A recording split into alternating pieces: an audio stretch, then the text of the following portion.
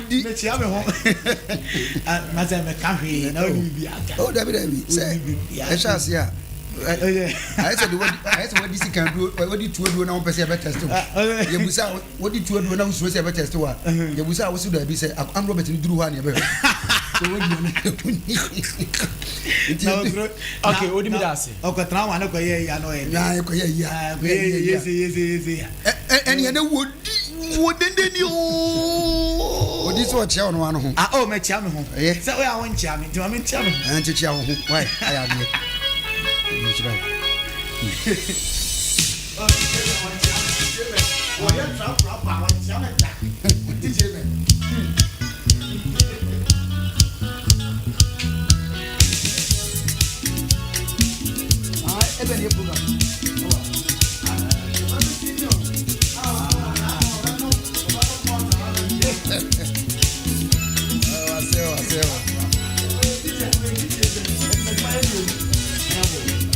This is the People's Show, Amansan morning show with your host, Yameba Eric Oduro.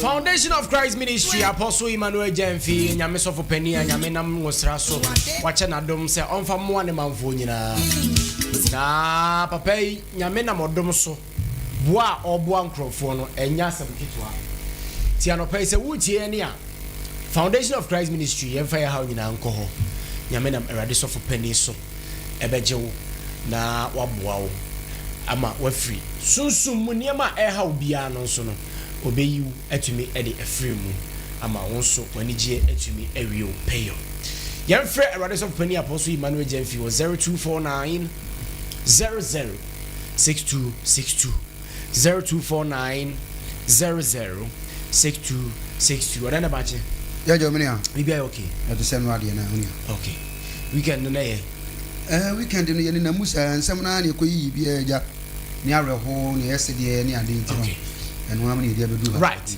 commander atras nti enya ntem na ye ko ye ni boy all right many amadasi sabre minim say honorable e wo me bankum so na apenso no reverend to fonso so e wo eye minipa so mintia no haya na machia no me be kwa me ya kama wonte so fo aha Katakyiefm 90.9 FM so e na waso eguso awutie no sanso e na wo ba abefote interview no so a wo be pie mu o ye Facebook Katakyiefm live wo benya eye emfoni ni videos ahodo e fa nkomo a ye bedie no ho na wonso so watimi akabia kye wonu asa so e na wo ba eye Katakyiefm TV e wonso no eben enkomo a me ne wo ebedie e obobomboden na wodi bi aguso e de amaw eni animu no ebi ene se ensampo no be mi ensanan bi na me de bremu sanse bebre na asie ne mom nya ni nyina e na wote a se bi woni beje ne mom ne esefata se wote no na me de abraw ukopie mu e wo eye anwonam amamu a kuro bi ana se bro no bi emofra eguso etwa ensuo ene eko school hye so mame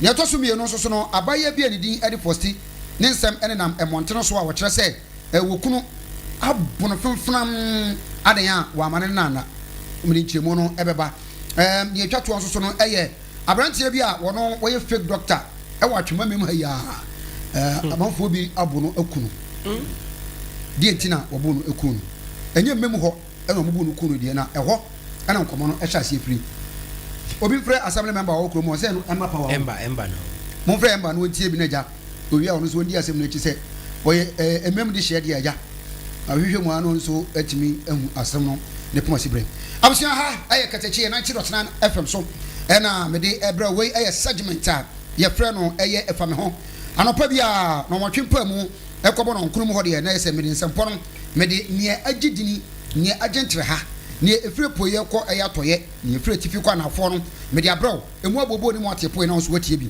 ne edi kan me mfa ntu fa nkopie mu e Volta region me kire aye anwurama mu eho ena asukufo ensuo bi ya eda ho no mo gise ensuo anto asukufo yi ebeye de ne se wo mo be ko school abusiafo assembly member wo ho wo so abom penifo abon NDC aba MPP aba abayako na so emfa amanfo binom so ebo asamle ma ne mpanimfo wo mo kyem so se moye san so na nye asanse wiase mpani se ensuo ntoy na adwayefo yehu soja ne etuo mini Canada ebra politics ya na se mpo no sebi aban we na se aban that ye no na sebi ahemfo ho no ma wo mo etime kyekere kuru na kyekere man ema na efe sabre mu wai mudi mure ahye nipa bi ne mo ama hwemodie asi ana emofra mum ana ehunu amane oba abefo tintamfidie no so a megirimi yese eben eboabo no ho a wonsa kan na sempo no so oye ready wode beto ama so so hwe bi emofra no so hwe ensuo na wo mo na mu no a ededa wo mo sisi obu okra na ensuo no eya amem no na wo mo eco school wa na dwen se ono so pese wo bini ebe ni patitiru daache je se president ministers any assembly members ahodo ya eno anya sam keto akra na mofra no ensuo ya wo mo na mu mamefo bi no mo eche se wo mo manum bi afamu ede anya pneumonia ebi mo soso no sebi emoa awurawura wonamu ya eno soso no akoye ensem kese pa de kuro no mu a wo mo de emofra ni bi soso akoto ayarsabia na wo mo sere empenimfo wona oka bia ewo mu se wo mo nya wo moa na saa bridge na se saa ensuo ya eda ho no ma se ensuo petekura na ayidie na asikwan na mamofra ekosku a na ye bibia wo ho ye wabofra bi soso ho aso wo kosuku kura na se wo ye ne den sinafie kura wo beko esanse suku no aye part and parcel of reverend on head TV no so mamofra no ya so ne edibedi ye sa tofo ya aban suku ya ne edibedi ye eni mofra kete wohu ensuo enti no achachafo no so kyerɛ sɛ mofra yitwa nsuo no ewia omokɔ a ya ewia ɛwɔ hɔ no ma ne mo tena ewia no kakra wa hwɛ asɛmu na omodi wo mo Facebook na akata o muti so kakra na mo ase nyina ne bibia ne pioto nyina bɛfɔ enti books no onso mo pagya bi mo so books no yes ebi mo okran pa o mo school bag no bo na chi owura nsuo no obedu baabi na nsuo no du na betina sɛ school bag no enso so afɔ enya sem keto amofra ketenkete basic level na wo ho ɛkyerɛ wo no miniam na mame entoa eye dwumadi so ha Katakyiefm na nchiro tena na fam so mame franko eye enkran pumpirima ntemu na ho ana ukopie mu ewo eye abefo tentamfidie no so a Dawuro ma wo be wo se onua ba bi na no ye posi ya wo su o fa TikTok wo be hia o fa Facebook wo be hia na story me hwedi na story eye ampa na se meduadua mu na se story no eye ampa na onua ba bi anidi anu fosti obai chese be ma wone ne te sebi omote se okunu no oyere na ono no na adwuma wo ye no adwuma no ema ne mre ebedu anwumre no na wa bre papa nya sam keto a na wei ana na ano memene da oba fie na be ma nso so akoye wo mo a wa anya bi anwe a wontumi na okacha abaya se twutwunsu ogu hu na beje kakra gu hu na ja mempem ba bi na abaya as usual okacha ni kunu ne se mesra wo se de masi abre pa de wo de ade we ba wo ba ha me pa mesra ana oba ne be ma ne verse ye wo verse no so oba we meti ska verse ye ne kyerese wo dwa ne buofu wa pa lai ni buofu wo pa se hwe na ka se de ntina nka me wa wo we yentem bedanam de yeyi no to ba bi nam de bedanam nya de nya na me na abane se da bi makwakọ ye adwuma almost 10 hours na mababa dana wasade we eba o ha me ene ade ene be ma nso so de wonche se me ma na wo ya na wakase wo de nya hwe da no ye de bi ani ofoso no oba isi mempene be ma isi meyo mempene meyo bu aba ye fonfonam wona da TV no so no eben wa ya de wo dufu na nya sam keto akra na we na dodo na edi be ma na tem dodo na so edi oba na tem na we na me call Ghana amamra no me pa chow under Ghana's domestic violence no act 732 of 2007 no was say oba anase bema say even bema for example story we bema na ba won chen no obeka chow say me hia sebi sex ana mpoma gudie na wo ka che no say me pa chow mabera etia Ghana mra e ma no mutie nie me ma no mutie nie oba ne ka so hia de no na o ka say fade ne mana na ho kire na wo be ma wo so anfa mana etia Ghana mra emotional abuse ye de court okoye case tia wa ye be jelu 2 years nti be ma no wanya de aposi fortune safran se wuni ma ka be ye case we etia Ghana mra act 732 no wuni ma ka be ye case wa bro wo mbre yo se so de ma wo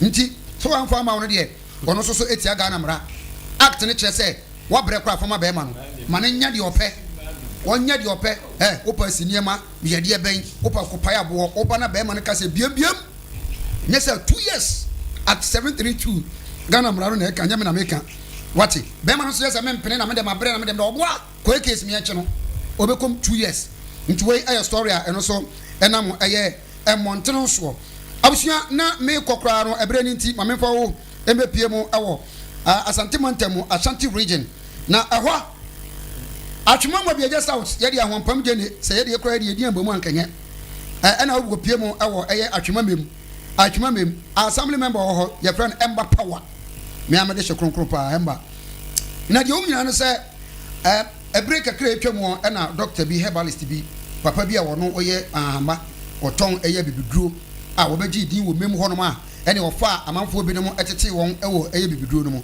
na wonya afoforo bi no mo soso ma omo beji enduo na omo etone na branche ba kwa no obeji enduo no bi a no otone no se no otete papa no otabo tenkura tete papa na hwede se papa no sie no nduro no ene ono so wonya idea kitua bi ene ote no ho wo wote no ho na papa no chire na papa no epam no papa no pam no no no apam doctor Fontadi no de ahyehye enya sam ketwa na eche se ma omo mmem no efa se bi efa wo de we wo mo atwuma mmem asem na meken na woni me me ni afrema sumasi no me doctor me hospital akira ha ne ade doctor sir na se wa fa ho de awe no wo hu eti no wo de we mani bi afa ti we na ekoba se ene obi rekura na gom no awe obi mpena wom no awe se na amanfo abona to ho no mo no odididi mu na amanfo cha se wo mo tete sanse wari amanfo mpena no mama emrante we bi no ma yese no mo so bobo no fom nti wo mo koye case akwa we wo register won license no no so tonduro e ma police po be cha branch we be 2 consecutive times na we no obi nim na ye wo no awoni mi se be bi owo no ne to atwinte so ofiri ho ana otufiri emem kope ba bi go no ho adwa na eho na okohu obi eyere ya oba no eba ho no so nko be peduro ni ade e na ofo aho e de se oba no pe ahyase no oba no eche se ono oka so okunu na so be ma idada no anaja mo amu ni mema oje mu ma no abrante wo bomu a choba na ntam se die ama oba no kunu atia ba be ma wo ne sonoko abrante ye ntie ana no me no kase yete ya se enkofukuo bi akwache fake doctor yi abo no akuru ona da ho no ohu na fu du so ko eti amoko bono ai freba bi di nyanchire na ase nyanchire ni ase you know that yes pachapa ho no mo eti nya sam keto akra enti as we speak papa na fu du so ko ona to no fake doctor obi a wo emem bia no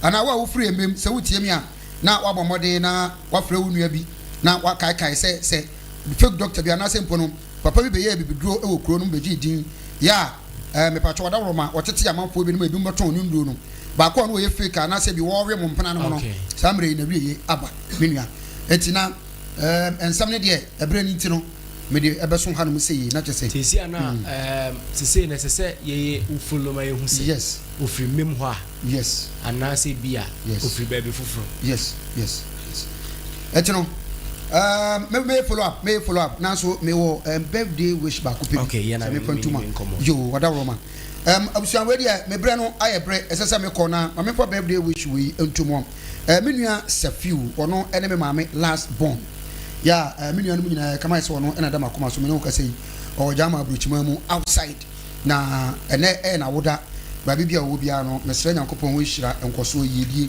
fa hodie mpuntu kan kone twitwaje ene de ma no obabi wo bia no aban anase mpu no obi e man so de se bi omo emre wo ho no wa hwe ekrampo na emwoni enye wo ho o maame ni wo papa ni wo de mesre se nyankopon onya ne kese na o man be ni patitru da chi ntino Mr. Few chill don't freeze ene ayo awoda happy birthday to you okay minia right odenda me da say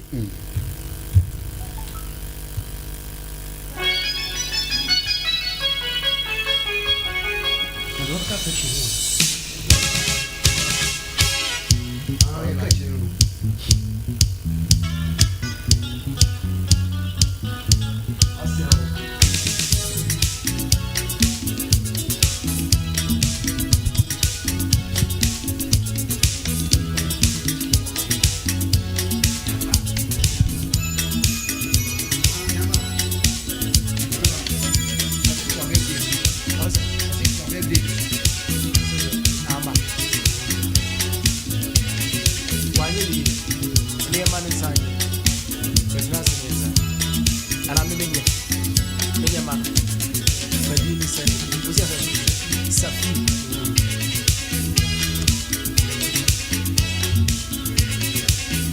Music brewed in Africa, come let's enjoy together. Music brewed in Africa, come let's enjoy forever. Check it out. We need to celebrate. After God is where we need to jubilate. But the Sana was here, Sana no And yeah. just help me sing. Zing, oh yeah. Zing, oh yeah. Music goes zing, oh yeah. I will zing, oh yeah. It will make you rock your body. It will make you move your body. It will make you groove your body. I will zing, oh yeah.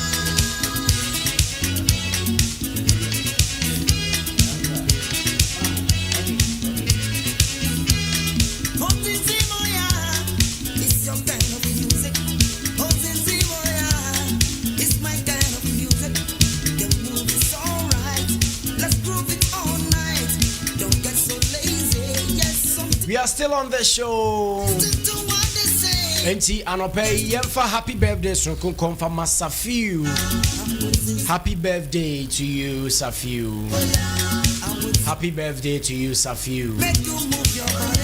It will Nyini na chepa oden de nua make you rock. ti we free oden de ho. O say yen wish you happy birthday pa Safiu. Happy birthday to you. We every oden de.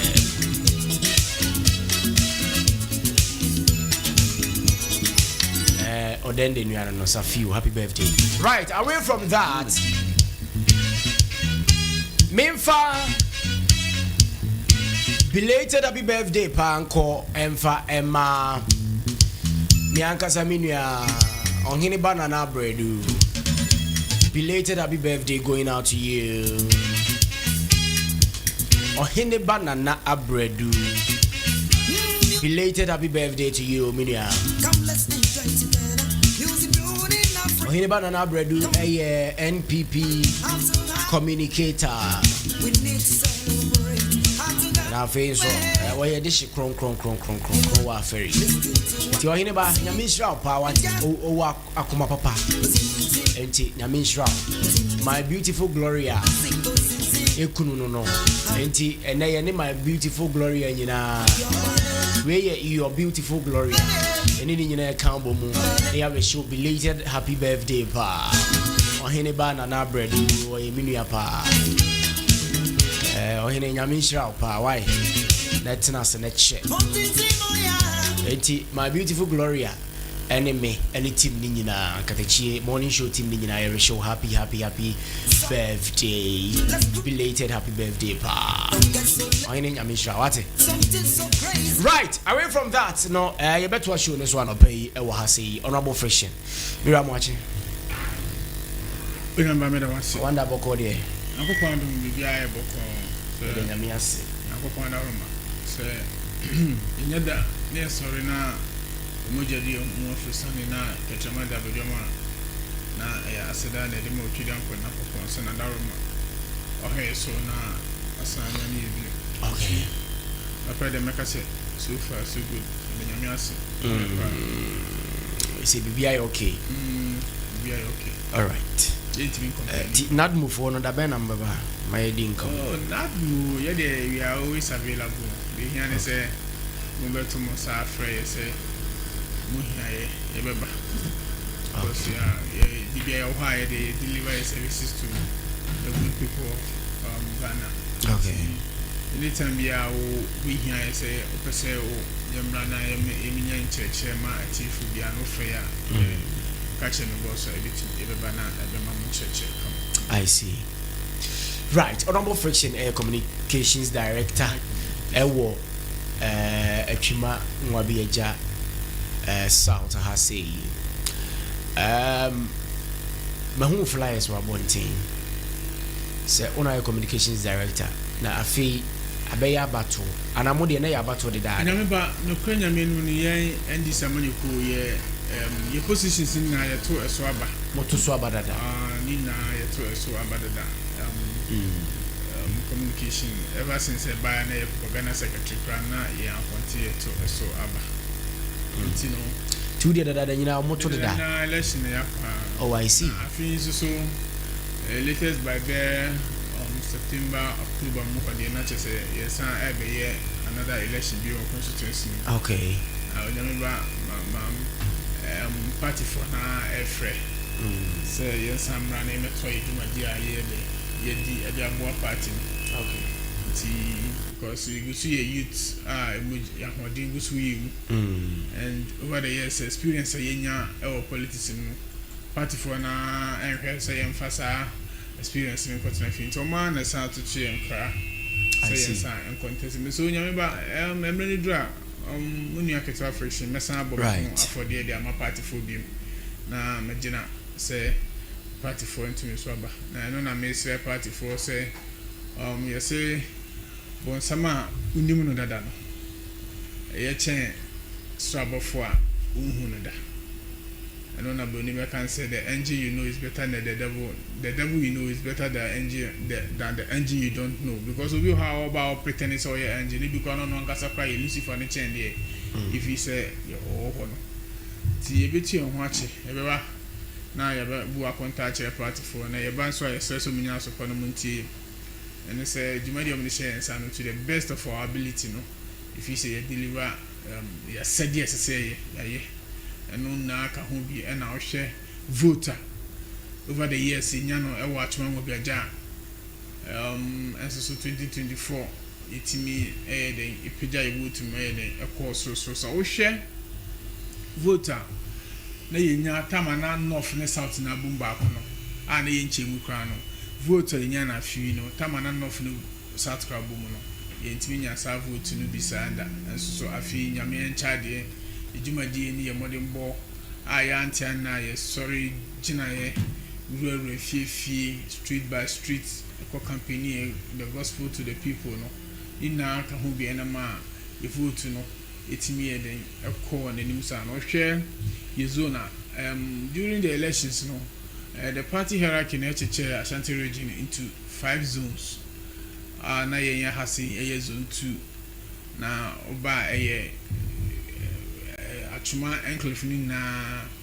ya to aba at the end of the day no ya ha na e vote no it me increase more pa ina e kan jumadia ene modern boy impelifo a mu yi omo no yitimi boy a this and so na e ba nti remember medawase emenu dra osum e be san avili sef bi na the ho akọchire party for say omuma yakonya na jumadi no egusu nto aso na indi na emiepe. Okay, now I want to add this you say Bible says nipa na do wa due nipa na ntimi no even yakopon na obo ye kra ba ya se ye nkofo bi na mo asase so a omo fi say yakopon kra nye de eni ho it is we nipa na wote ho na fi say obi any near and I say or trances I agree with you or trances nenutia anybody or time for now winning their way as a politician so you have to know say in politics there are so many betrayers and so many no maybe a CCI na a so but as a politician you have to be smart enough to know all of these things so that if people are coming you know how to prepare against it until remember so far so good eden a ibenya nkofobia yejumadi e bia tale che kwa nyom fe bia no kasa kwa ye hu yo mahi from the word go sabi for you cannot please them but at least adofo force we be ho amodoy e sem pimpim tawa pimpim so eden edo nti okay eden nyame ase so far so good right yes mo kofa abobo ya bia ba eye mo se ye ambulance omompani aclare on that issue say enye for some de be ambulance but mo de be distributing rural enum ne ade akoko me ayi binumu a hu hia se ebia senke de car pa kwa ebia ntumi nkonom ne sane mane nyina. Would you want to say anything about that? Yeah, onyamba me do ase na akonya ya ode mame on say me de me hunu say MPP individuals someone people there are great minds baby who meeting kofobia no mu din come individually you could realize say my dream is sense of the sense the thinking capacity of them no very very high but say friends say or friends or MPP we share will be no need to come individual now or you yam so or can Ghana so you could realize say nipa no na dream or rational thinker or na dream also but at the moment omunya be can boom as a political party na I be ahead onyameba say obi tin crime ana kumase ahoju baabi na wo de nyame adom wo sori betu sika ene bi ede akọ school ana wo sori betu so obusuan 4 years ka for na wodidi ame na wada bero la say wadwembe wo say ebia e kasa Ghana eno ane bantama ene adum ene enkran ene kura kese kese wum na ana nipa bebrere fi say ye wo remote areas bi wo ha nyameba ha dakro fani o self danyo na ojina sada baka say bia ye tutu amna bi ne de washi amafo ti achichiri papa amafo mo chiro mu ye pa enti ye woska enti nyameba tie enti me de ko fasa na ma we ba but enti me nyes kan fam better the health system was such areas so in the short possible time no what's our government ever thinking the long solution no short time no what could you do what will you do to mitigate that suffering now call for near the economy and no na abanyansa pom no hu say there are some places where kwankra na wa ka be fa so ide alcohol nti wo twan say me emfa edron ko me emfa bibi emfa ni means of ways bi ide no be ko ye ntwen ko pinse be nyeska aye asphalt akoto sa kro no na ya si hospital wo ho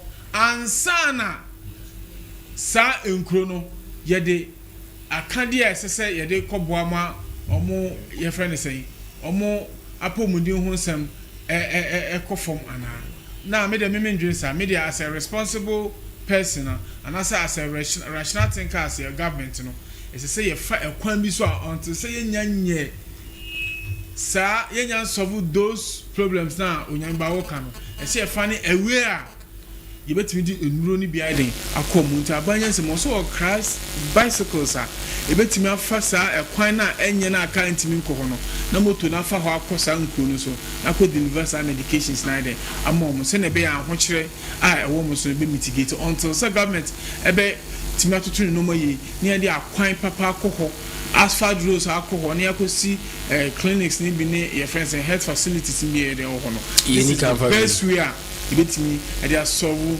situation for this short possible time. I see. Right, KATAKYIE 90.9 FM Amansan the morning show no eso eni and I go so aye adwuma anopai makadi a chew say Apostle Emmanuel Jemfie Foundation of Christ Ministry onna nyame ama ne tumi say onfanye de manfo enti baby a wo bia yare bi ha sunsumu bibi tetewa eye Foundation of Christ Ministry aso ye na ye kɔ ne nyina akɔ akɔgye nwosra ye betumi ede atwa na bibia nso atumi akoso fine pa Apostle Emmanuel Jemfie nyame akɔ me pa chew unlock your doors and unlocking doors no ebaso nyame adme yefia de ya ebaso Foundation of Christ Ministry tisa wonte de akoso na hu de eba unlocking doors no ebaso Friday ye war night shisheshe Foundation of Christ Ministry baby a ofi baby a no baba si wa feria wo se o ko eye Opambo junction anasa bisa se me penebe hi car ni bi ye kire obi na ofro ne be hi taxis fo ni bia catcher driver ni se bacho mesi wo Opambo junction obesi wo ho na afei wonso watumi usi pe bisa akwada akura se me ko Opambo asore ho ombe kire wo enye sa free number no 0249 00 6262 0249 00 62 and 62 and no a Foundation of Christ Ministry. Commander, you see a boapa you be na mo pese mo faso na OSP tumia ya establish yenam amamra so a establish fiti yeru akufo ado abreso di besi sa abre mo pese mo pamono na mo de no afedie mo ya ma high court age OSP tumi ni bi se on fa matter ni general na on continue with tumi an kesese nka OSP ebetimi di nkrofo asem moaje ese nam se boba NDC for so ntin akwa no mo anyina mfiri ho a obe hardwe saze mi papa onyameba commander medabase bimne akonya oda ma me na no pa isusu dedi kan machia watiefo ane omo na no pa yi omanya bre na omuti na the mechanic say your question we are ubusano does not arose anywhere in this issue I will see here. Sound. Yep. Because the plaintiff now they assembly court onye NDC. Na then you who say onye NDC. Now listen. Your friend is saying OSP and investigate say nipa. And say nipa. And who said now who cries out to me now also one hour they prosecute to me no. You don't have it. No run it to the High Court. High Court aim pronounce on the issue. Now, let me begin from the genesis of this OSP now ever into existence. About MPP they realize say be a person omo prosecute NDC for Ghana for beka say witch hunting and omo ye. So young kofa obi a ono ndo ja kontonkre as independent prosecutor. No say nipa no. Ono na ye de NDC for nsem beka koma no na wahwehwe mu na wa prosecute wo mo se na be Ghana for nka say ye mu na yet MPP before Nebia, yet to NDC for so fast forward, the law no a man called parliament. Now a call parliament you raise concerns be Article 88 clause 4 now a year enshrine position salon entrenched position won't mean for any law from parliament and some a entrenched. The only thing you could do in this referendum, you have law. So MPP knew says our law, 8 minutes and 2 because that law no clearly say, Oma Wemu, Obia Yaman the power to prosecute the Attorney General. It is a Attorney General Kwane the power to prosecute her. And yet then now bet my file Kwame so I see what the special prosecutor wa bra amend this our law. Now the only way so to amend Article 88 clause 4 no true referendum. And Kwani bit my age. So the MPP knew say untimi fa sabe referendum okofa ba wan hebe pascal. Intino yemfa Kwame use ne maneuver a way through ne yen set the office of the special prosecutor. And now somebody share office of the special prosecutor law no say omaji to me every Attorney General ho and the office of the special prosecutor so ono so ntimi prosecute too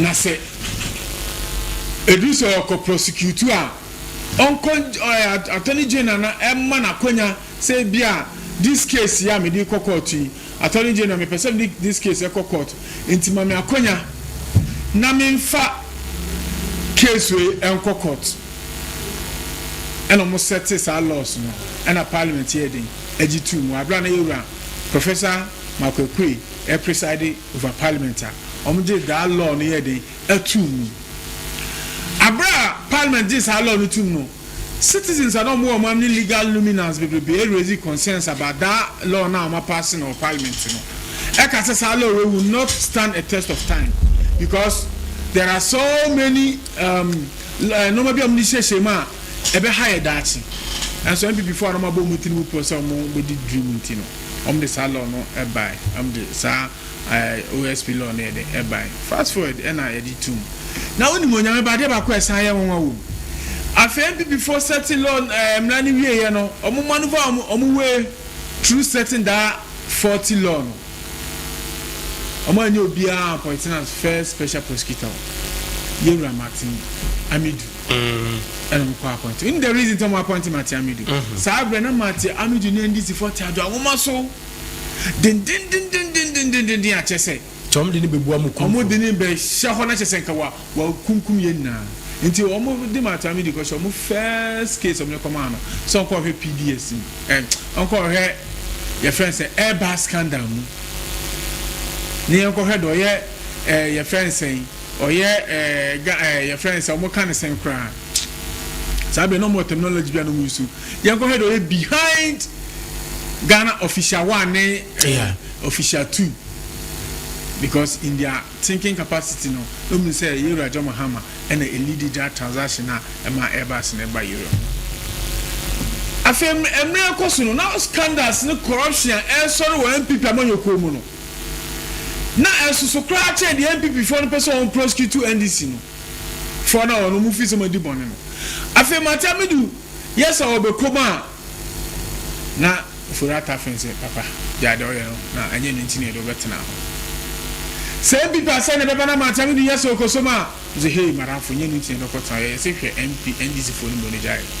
ina eni say yewra matami di man of principle ah no ntimi metena office awodi na wona be ye ne say remote control na be chen fa ha and na on the one timi anya adwuma or resign ena omusa kofa kisi ajabi ye de ebai now kisi ajabi mbaye ena omusa de Airbus case ya san command 2024 mu ho na kisi ajabi ba abontin be ka se wo no ani hwe mu na hu se Airbus no boni obi ani dirimu ni boni bia wo na fa mra kwanso pe se yura John Mahama kra na ye transaction na mra se fata edibo man na fa so no ye yenti boni bia nye de enim MPP4 kwai emuni no so mati kwa kwai omonti ase afi no ma mo ko fa OSP ni bae no asansha se eku etia OSP ena aban nsesa ya ide aba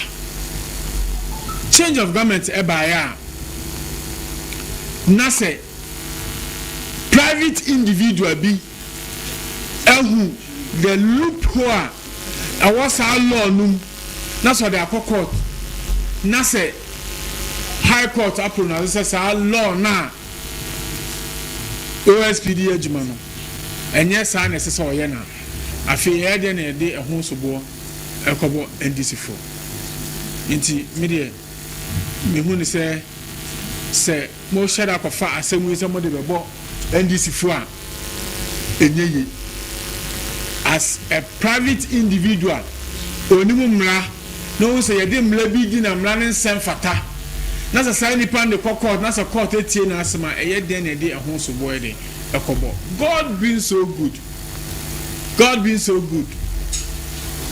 era OSP afale for appeal minim sa appeal scores ebe tena sa case no so na omahwe na omososo mo do manu dia say abedi say so enye government no nothing about the air course no na mo mfa obi fofo yem fa ho ida we yem fa the air course court no say mlade the law is the law irrespective of what we na we di animu this say come I say still if you say emrano it is in contravention with the law yeye wa na say yes sam mu na etwam a eno nyo aban bi na ye na no say era OSP court na you must say sa case na o di no why na man that authorization so fanya on for proof of authorization the free attorney general about want man che want me only be because the law man akonya ma prosecute obi no on follow because on no so meaning so ya person ni attorney general no so no tado amoma so sense so no man so do mo twa on kwa na betima cha say because in ka way so simple case by case bia o person de court na ko prosecute bia no esesa wo nkwa je authorization for attorney general ho na afi attorney general san mawa and one based on that authorization and not to prosecute because all prosecutorial authority edama attorney general now we say police for etimi a prosecutor and say the point is that say mo yi ni tumi bia etimi man de prosecution per the law na involving OSP medical catcher will say per the law na involving OSP e ye brana no say Ebia who feels as me say the bonu person prosecute na ko attorney general ho tie nche mbe pamonana there ade na wo dey asem we ko say NDC say enche mbe pamonana because ya gine 2 million to why dey there be yes ya gine 2 million court ruling what can be ati court no say any case be a only authorization be an attorney general say obe either say obe ban authorization and I say e be the case na di so ade na kise jaben emba attorney na dia oje ayedey there be o I'm said the baby can now Onyameba mate dia wo kan Ghana law now let me listen commander say attorney general betimi yadi sa cases ni nyina dia office ni yetua ka e discuss ko hokọ yedey when you could say you could take the power from attorney general yeah but say you could work effectively the woman say nti obe work effectively say OSP no ondi mla yede man na OSP since when and as I did buy since I remember say 2 MPs be you can't file it and hold it and file say incompetent and government any omo trans who say there be omo some of the banning like people na dey call when ye petition that blame hamo when ye petition individuals a private citizen okay e dey asem na court to say ono fit say ne fa hodie obi tietia ne fa hodie so nipa no kra o tietia ne fa hodie so oni say to me on say ni say to me no na kise jabe dey asi na kise jabe so kwan say who person prosecute obi abekwa seek authorization from the attorney general so that you can do your work effectively e dey na si ni kwan e dey ben e na si ni kwan because without that authorization ujuma dey would be ultra vast etia emra. Now let me come to the America me say Yoko take on powers from attorney general the police prosecutors no more now take their powers from the attorney general but in some cases be so no attorney general call for the docket or fair for the docket and no ankasa prosecutor asem no and also fair for the docket no study issue at hand no normal directive to where what should do and what not to do. So again is kise there being institutional one the same as Yoko police same process now same process but you approval if I that's all you see omo did this law about into existence omo na etu fito gu Ghana for any say as if say adie independent enough but Onyameba adie no enye independent say na ye fi say enye independent okay because you adie bia ni why independent we say na me no kasa OSP no when they see when they OSP remember when that be why na ya man authorization say maybe ba na hu ya say OSP when they say so you know the power has been given to the attorney general to nominate a person an individual to the president for approval. Now the onus is upon the government to approve or not to approve. So in common sense, you know, all that it means is say government in the OSP. Say government in OSP. Now say government now say the governing board the OSP na in Juma. So where is the independence at OSP? Still our government are taking charge, government are appointing OSP no. Now government corner say governing board about OSP. Government now is financing OSP. So officers a government be ho. Now so no officer OSP ni na matia na. Sika so the money you juma farmer. Yeah. Governing board so you mo bo mo oyi no. No yi no ko for ko no be sabotage wo juma. So the independence of the OSP no in CP. I say for kwan fufu bi so. Na ye ma proper OSP independent proper OSP ono ba be ye adwuma as independent person ono on koto bia and I say on ni sika free obia ho eno no ye betuma bofan bi sa fan na e bia teteteta sa fan ko OSP eno aban upro sa fan no e be ko na ye mfa ye nyi nkofo bia o mo na be yi OSP na ma o man ba ye ko ba se aban na e be yi OSP aside the governing board of the OSP aside resource the OSP to function if you say papa na ebenya ana I see so Commander, this law sham representing what it means because omo ka say independent special prosecutor. But independent special Commander, prosecutor, way free. you take your powers from Attorney General. You are not independent. Right. DJ, and then Opai Demo. Right. Or say the main purpose of NDC party captured. Or say the main purpose of NDC party captured political power is to better their lives, but not ordinary Ghanaian. Okay, so the ordinary Ghanaian. Right.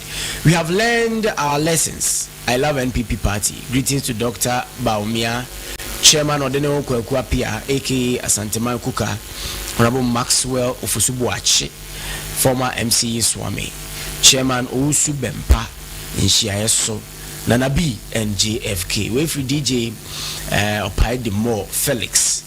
Ewo Facebook no eso yeah live on Facebook also bet to me ede o messages afa honum na odi abaye bekenkan etumi ede amaw na bibia nso aye kamapa ewo honum Katakyiefm 90.9 FM honorable friction ewo ha say kofinti we ba force ne be kwan so be baba te onya mai enti eguso yedi omai no emu enkomo Reverend Michael Tufonso ewo ha say papa so wetin bekenkan kakra o OS means some. I can kakra. Okay. Said you na many affiliation can make can say. See, per se you used to say OSP ni padia. Okay. Say fresh say she share papa. And then the kind of people as I say to papa is papa no. If I make say I'm on your summer friend name nyina. And this obi eba di to me be na ye kind of say oye on fano ho hye politics mu na say politicians na yi ni dia ene na kwa bi so ni no ho na ye yesre because obi a wo eye government appointee a ono no na yi se bra be ye Wendy e den na wo tumi be ye adwuma no mu ye fan ebra sad ni tumi nya den enkoso enti OSP de ka hu hia. Okay. E yade hu hia pa anka ye nya no independent anka ye what must say name kwan na e fa so yi din na me de ho na ye asem kese ma mpa because be ye den be ngo mas nya mba me ma pa wo na me na me di tumi na me ya na ma pa wo se ahwe ha no wo hwe ho na ye ho adwuma na e kame aye se wo betimi asan ye adwuma ne fenchem wo bra ye nyina enim se benese se wo bi yo papa e kwan bi so no asan ye den no asan ha because wa kama no atum enti ye mpe kwan pa bia e be yi am no otima independent na krojen enko fa asem bia nya den emba na anya sa de a emwa kura just pe kwan wo papa bi foso na tumi aboa ma otima na dwuma yi pa ehu suru bia ne interferences bia nya den emmem no otima ye dwuma na krojen eye cause be boa ma politicians na nkasa omunema omoyeye no mu fra ba mu a che so omoye omadwene se enya ade se be ka bibia na ebetima yo bibi ntino omoye ade a no anso omoye na enya we se dia na nka ja we independent na anya misru wo mu na afo no tumi gina sampa obehwe ama obiara wa misuse eni office bi e de man no wa de wo man no sika ye de yensese ye de ye no omra mebu akonta na ye nyu a se atwe na so na ye de ade baka nka ehu hia pa na kwan no ena se fa kwan papa bi so na ebetumi aboa ma yetumi ena sa I see. Right. Na kan fa OSP no ne hono no me da say honorable friction na nse bi wo mountain so a we say MPP bae wanya hwe wa santimamu edidimu ama regional minister so okay can be kakra de go media no so empenifo p are responded to sani ma we binu mwachecha pointing fingers at some buildings binu ni ade a Ashanti region NPP ni NDC in terms of adensie any nyuma ayede ani hu yasemo ne santima mu fo ni hi na said the NPP for ye no outweigh mu de ni bebre yeah the hobby why it is akonya we dey have me bio you remember papa former Ashanti regional minister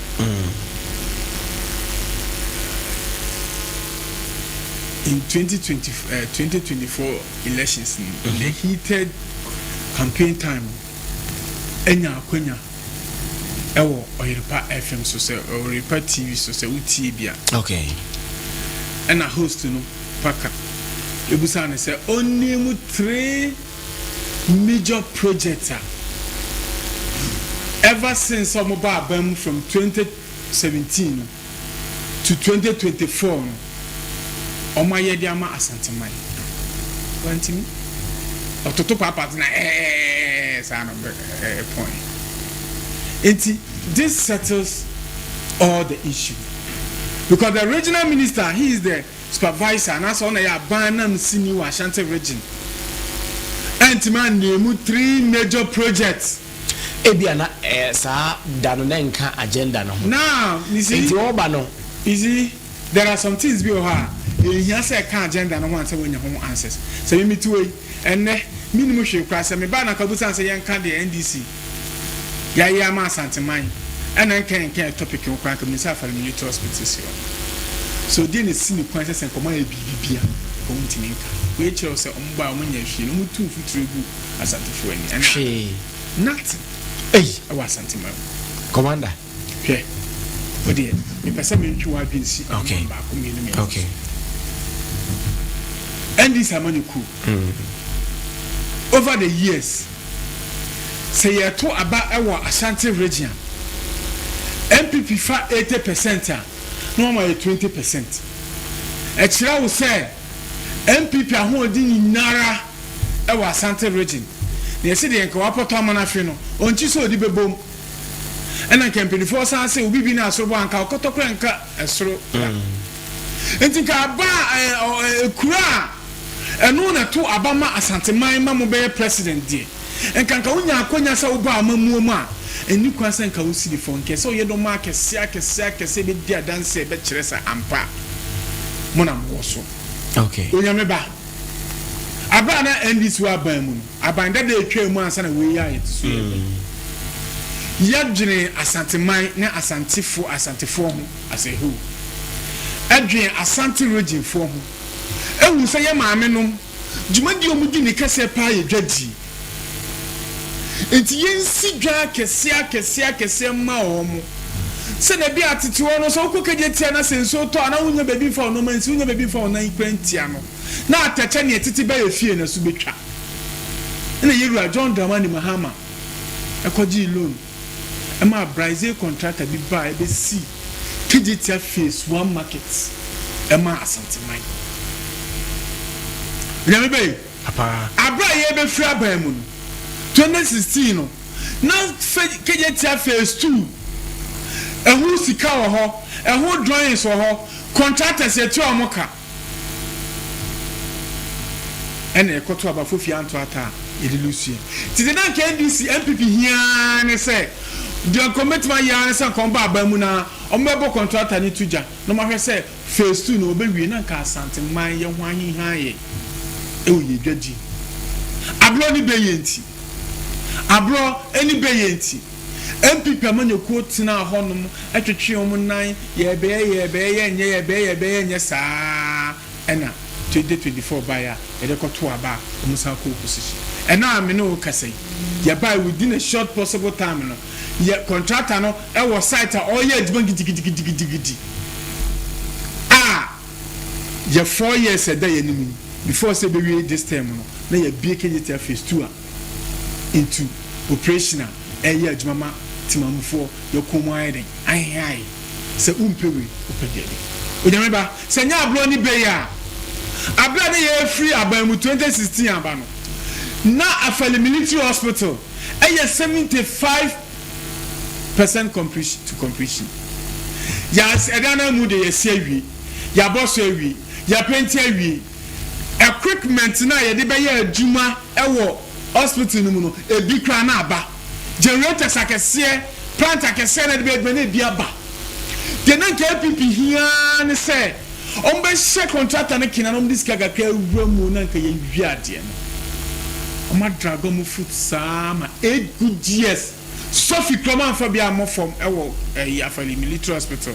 Ama ya kwaba asa beto machine say ya toya na nke dibedi segment na bebrebe asai a no so asa be ka ayede ama o man sanya abro ni be ya ufi say de bad enti obi aba na region whole region minister man che no ma mensa kromatima ya na che wo say the MPP no muni hwe e de ma asantifo and I say Ashanti region timamfo e wo ha now remember Papa, without wasting my time, I mean go through Abla Yenya Akonya Bebu or my way.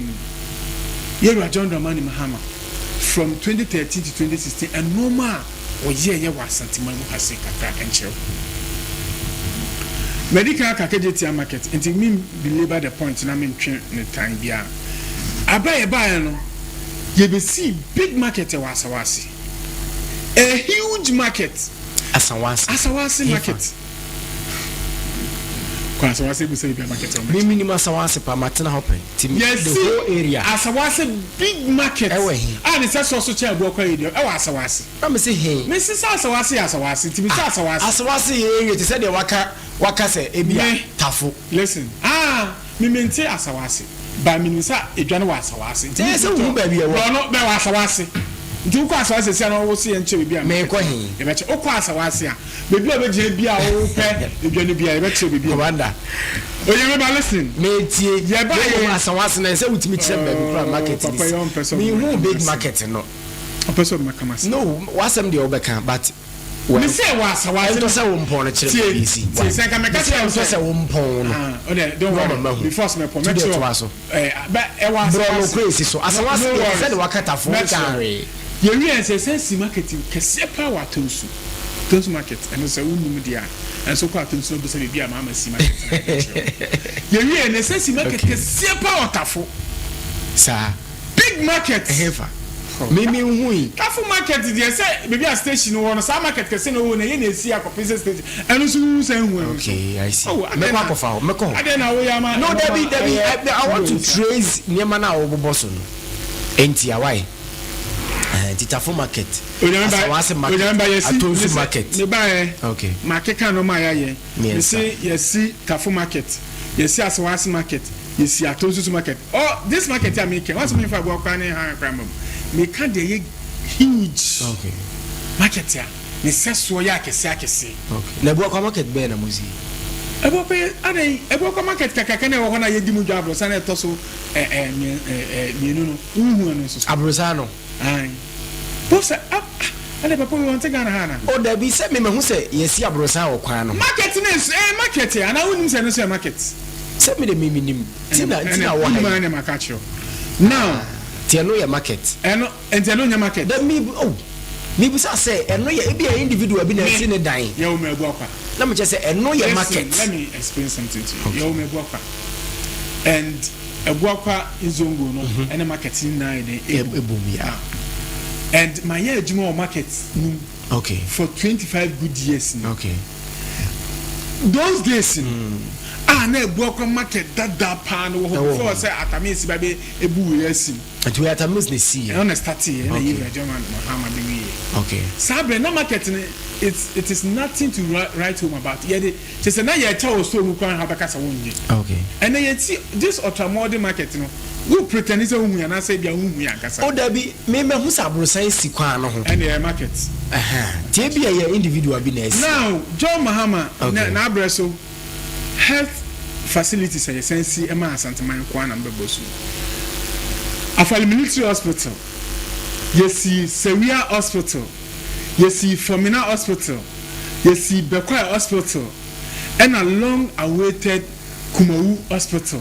You see Tepa hospital. Ni na make a district hospital.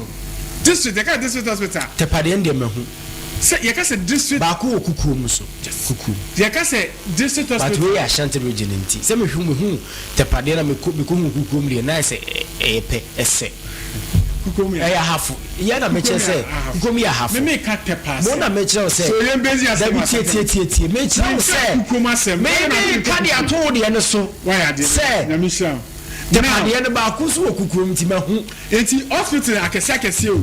great huge hospital so enye cheap compounds asa na make no put the fanya achievement because cheap compounds they just demand MC for mu na esi but me anytime from the toilet facility eye enoma e de ka bostu omo normal government ayo yen cheap compounds kra eno na bank kra fan enka ne dugu kun yen fanya hwe okay eno ye de MC for normal je kwan mu okay ye ba ye realize asantema mu ye ni international hospital ye bo 55 international international airport e bo 55 na plane ti mi nye den en land wa hase nti ye si ye friends international airport wa Ashanti region phase 1 and a phase 2 so e dey who scan na to one people for heading e beto aso okay ye wie ye no asawase town roads ni so am town roads ntafo town roads na ye asphalt ni nara ye buso kama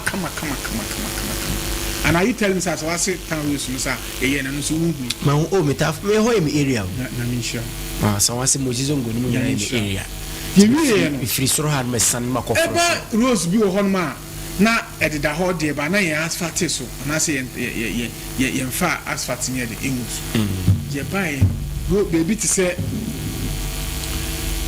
Kenya Sea Roads High School Junction Jinyasi Road Kote Aidiase Campus Road Key Roads upgraded upgraded Kumasi Metropolitan yes ye bi Oben Road Junction and as I be to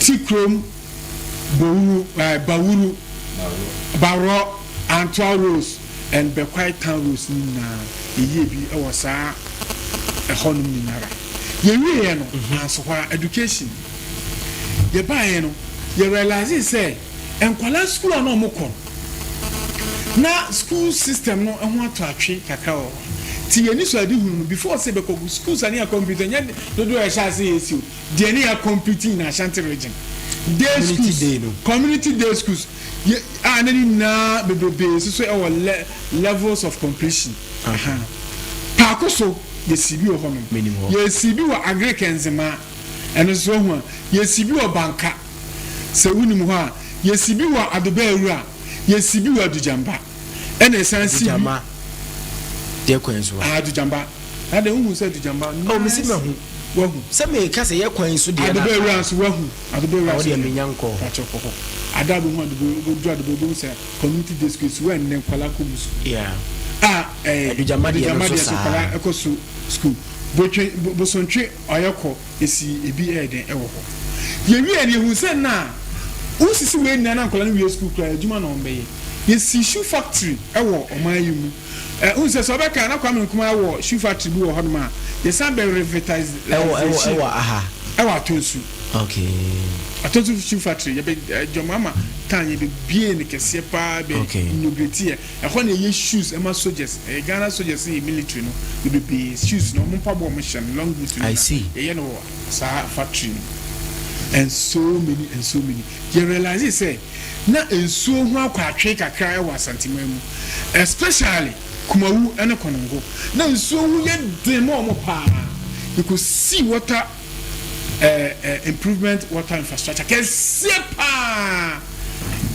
ne sa areas no kumawu ene konongo na enya nsu papa omreden omono say opportunity we be na ka me hwe say enka abra na yewura Ashanti region means the new opportunity no cause be chichi mama ya ye wa Ashanti region yehun say ampamo buy no these are the major projects am here na Ashanti man but he fails to mention now enti say and for this to settle the scores in now in our second coming here buy in our second coming here buy in our second coming here buy you realize say MPP 14 akonya we so 8 good years last minute project omo trust ombe could drinking for to vote for them no and omo dey asokobo for so mu si swami interchange oyameba swami interchange ye buy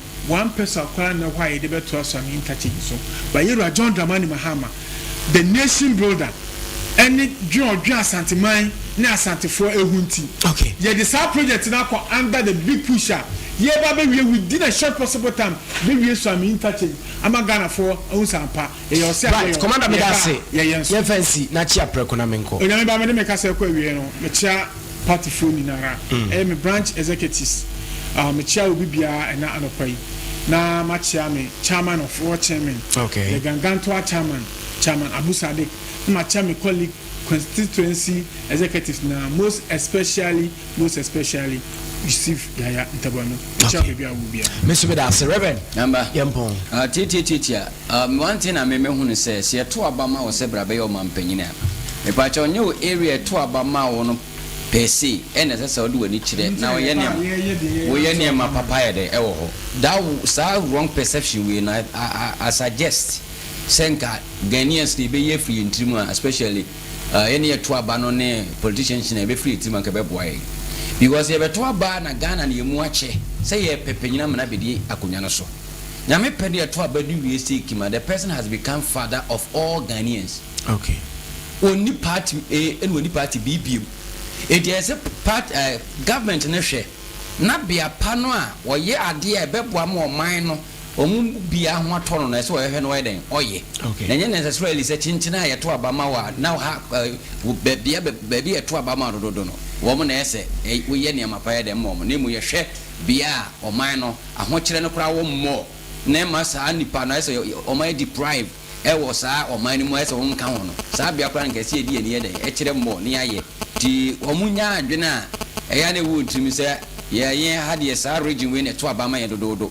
nti ye bade ya sase ye ne hwe ne ye ne sa da bi memihu se nye nzusu ye papa ye de kire man nka se nye bibi mo de nenso enye se wo mo na ese wo ye ne ma bi o man mo ne mu nka ba bia areas ba bi se do dan ye ko yi hwe ye ko to yi hwe areas ba bi ti sei enso mi na ka Ghana ho aduru abam ko pomvu su free ho am to wi anam de mani a kire bi fa ko de ya se kwan bi so emoa ti ese ye hwe ba bi e ba boy na ne ya bi de sia na me chie obi o je breti Amansan Dawuro no nyame enkrabia ena me kan fo de ama oba atan bia wutie mi se wonye bia gibi okay ko so hu fem hunam fem e bo ho ban afri wonam fem na bo ho ban afri ho bone so ho na ho atimi adwo abraba obo na watimi akọ ni mabre nyinara nyame enkrabia spiritual and herbal cream na me kan fo ama obi oba atan gibi ma o ma na yebe mu ko skui ana yebe bibi skui atiti bia de asesa wo mo na afi ni ma pa bi atimi asisi ai ma pa me so nya bi nto ti number me de ma oje ne frɛ na yemfa emle o baby bia awo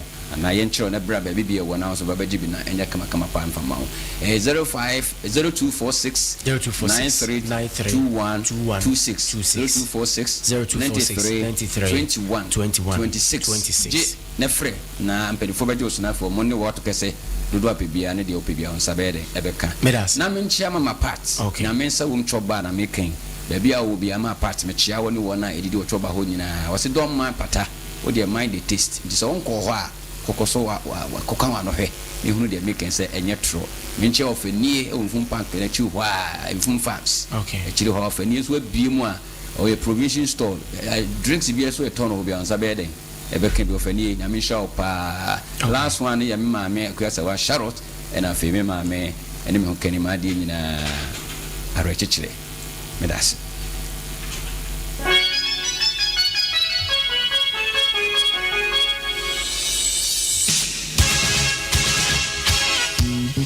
Wrapping up on the show this morning. Me for went to Akufuado papa eda from Akufuado ye driver, taxi driver. Ewo Amanchia ne Kobene o station ho ewo Nkarie. Akwawe odi achipa no tie yen so pa. In fact, Akufuado papa yi no chiame osei kwadwo.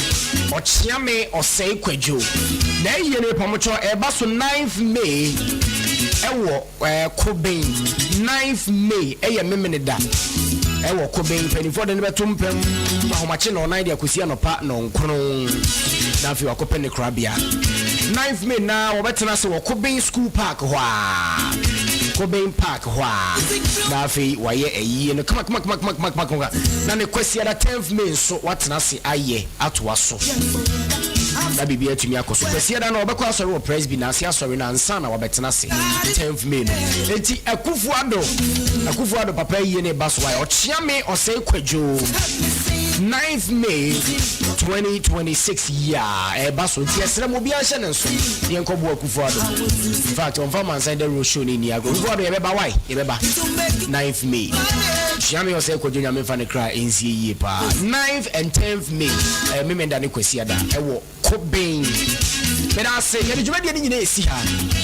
Na yado bibi ase kene be na timu nka eni nyina yado bibi ase ne echi obibi anya me admo chena ye besan so ahia. Up next eye kama me wete oba afiase wa macrow. Let's prove it all night. Don't get so lazy. Yes, something so crazy. Listen to what they say. Just help me sing. I'm waiting, music go to sing. I'm waiting, it to make you move your body. It to make you groove your body. To make you rock your body. I'm waiting,